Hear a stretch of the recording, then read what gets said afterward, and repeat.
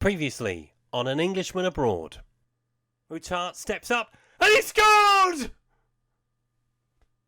Oh my god! Hello everyone, I'm FMZ and this is episode 58 of An Englishman Abroad, a Journeyman Story. Now, as you've just seen in the last episode, we lifted the Champions League trophy. So there is the confirmation of it. 8-7 on penalties. Still cannot believe it. I've had a few days to get over it and I'm still not over it. What a final. Kepa Utart will go down in history as the man that won the Champions League for Real Madrid.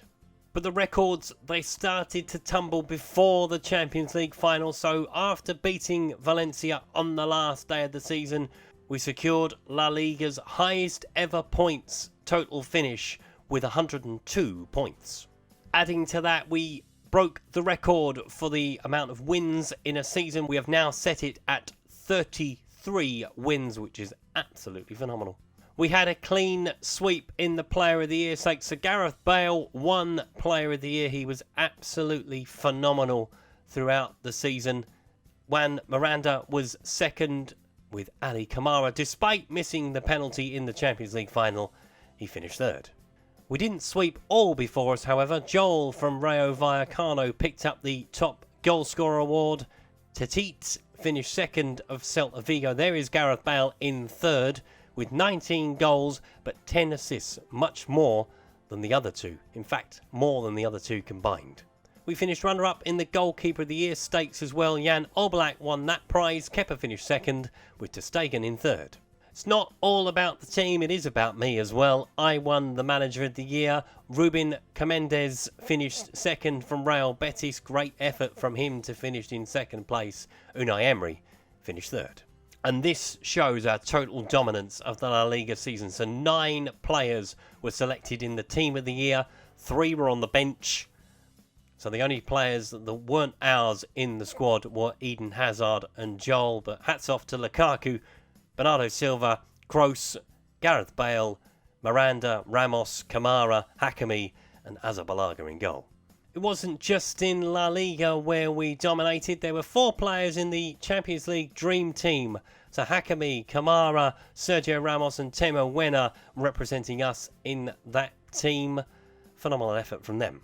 We sadly didn't walk away with any individual prizes in the Champions League, but we did finish second in the Defender of the Year. Ali Kamara got that, and we finished second and third in the Forward of the Year. Timo Werner and Romelu Lukaku, who were a very big reason why we made it to the Champions League final and why we won it. Now moving on to the Real Madrid awards. So the fans voted for that man, Gareth Bale, to be their Player of the Year with 44% of the vote. Bernardo Silva came second with 24. Hakimi finished third on 20. The goal of the season is a corker from Bernardo Silva. They normally were. Let's take a look at the goal of this season. And it's a goal against Valencia. You remember it. I remember it quite vividly as it sails into the top corner. Beautifully majestic from Bernardo Silva and worthy of the goal of the season. Dele Alli was voted the signing of the season at £77.5 million. He was a big risk to bring in, but he was very pivotal in the entire season and played a huge part in it, as everyone did, to be fair. And Hakimi was voted as the young player of the season. Now, you all know I love a good statistic, so here are the stats from the year. Top goal scorer, Gareth Bale, 21 goals. Hakimi had the highest average rating at 7.42. Gareth Bale also had the most assists with 14. Ivan Rakitic had the best pass completion rate at 94%. Gareth Bale won the most man of the matches with 10. Casemiro had the most yellow cards with 9. And there were 4 red card holders. Sergio Ramos, unsurprisingly, Casemiro, Hakimi and Guerrero picked up the other 3.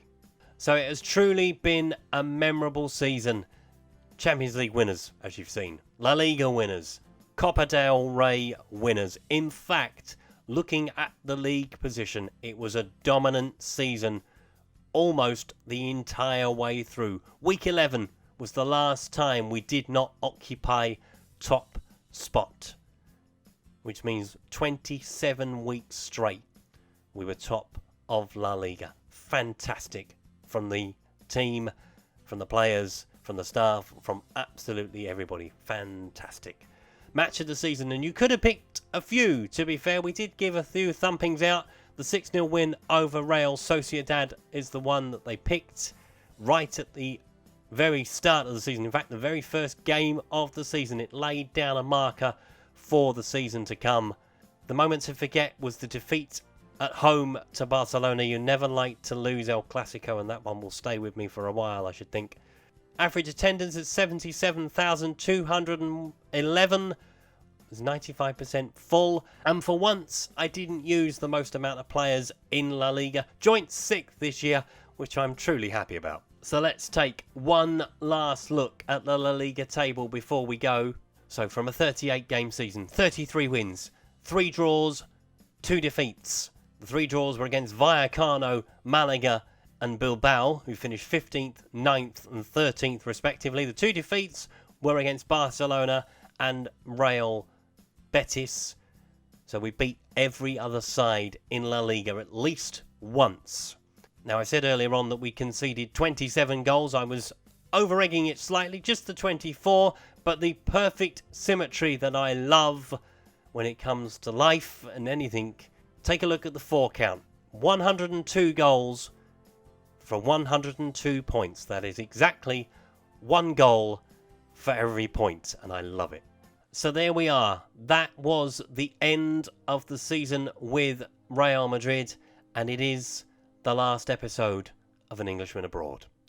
I thought about it long and hard for the last couple of days, and with FM20 fast approaching on the horizon, it was probably the perfect time to end it. You cannot end it better than winning a penalty shootout 8-7 to win the Champions League. So I'm going to take a few weeks off from making Football Manager content. There will be other content still coming on the channel. Obviously, we've got Mario Maker, and I'm going to do some more retro stuff on the channel going forward, so we're going to start that in the next couple of weeks. But Football Manager will not be far away from my thoughts. I have a few ideas to come for FM 2020, and I hope you will join me on the journey that we take for Football Manager 2020. If you've enjoyed today's video, please leave a like. If you haven't clicked the subscribe button already, please click the subscribe button down in the corner. That was episode 58 of An Englishman Abroad. I have loved doing the Journeyman. There will be another one to come, I should imagine, on the channel, because it has been fun right from the start, right from Bromby all the way through to Real Madrid and lifting the Champions League trophy. Thanks for watching. I'll see you soon. Goodbye.